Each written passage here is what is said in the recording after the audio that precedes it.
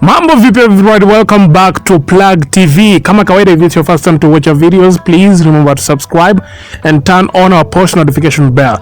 And if you are a returning subscriber, thank you for always tuning in to our amazing stories. So recently we did a video of our famous video Vixen.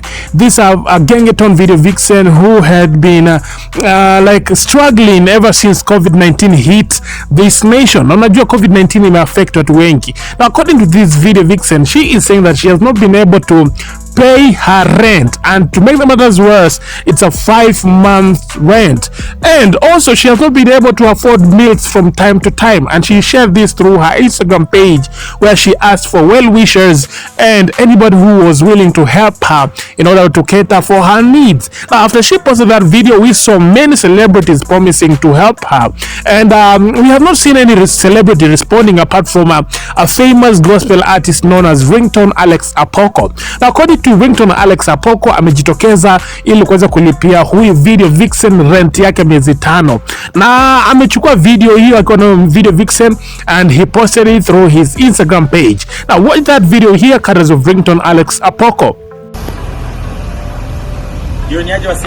This is the chairman of gospel music in East and Central Africa, and this is my sister.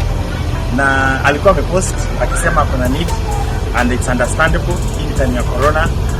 Kuna wasi wengi, hata nyinyi wale mko hapo home, unajua kenye happen, kila mtu anapitia challenge sahi.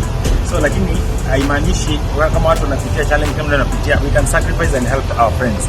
So mimi rent yake ya hiyo miezi 5, so nimempatia ndio rent yake, na the thing is it's not a show.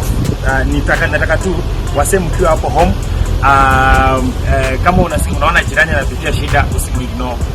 Hata kama ni kidogo tusaidia. God bless sana. Unaambia je mzee? Nasema asante sana.